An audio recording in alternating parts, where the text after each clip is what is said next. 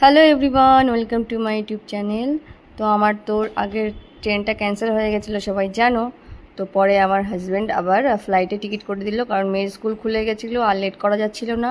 তো ভোরবেলা ছিল ফ্লাইট, প্রচণ্ড বৃষ্টি হচ্ছিল। কাকুকে বলে রেখেছিলাম আগের থেকে, ও আমাদের সবসময় পৌঁছে দেয় এয়ারপোর্টে।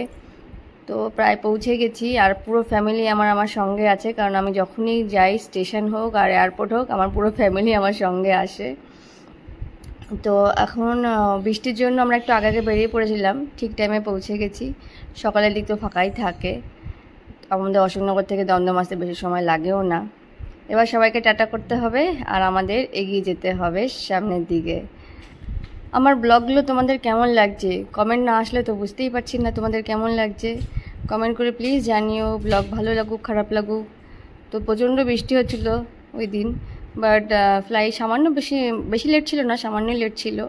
তো আমরা চলে এসেছি, দেখো, দিল্লিতে নিজের ঘরে চলে এসেছি। বাস আব তো শুধু ঘরে ঢুকে কাজই কাজ, কাজই কাজ।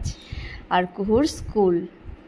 ঘরে ঢুকে তো দেখি ঘরের যা তা অবস্থা, কারণ 1-1.5 মাস বাড়ি ছিলাম না।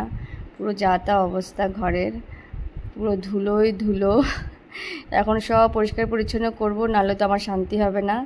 দেখো কি পরিমাণে নোংরা পড়েছে। তো এগুলো পরিষ্কার না করে, পুরো ঘর সাফ সাফাই না করে তো কিছু করা যাবে না, না কোথাও বসা যাবে না খাওয়া যাবে। তো আগে এইগুলো করে নিই। তোমাদের ভিডিও ভালো লাগলে লাইক শেয়ার করো, চ্যানেলটা অবশ্যই সাবস্ক্রাইব করো, সঙ্গে থেকো, পাশে থেকো। আবার নতুন ব্লগে দেখা হবে। চলো, তোমরা সবাই সুস্থ সবল থেকো, ভালো থেকো, টাটা, বাই বাই।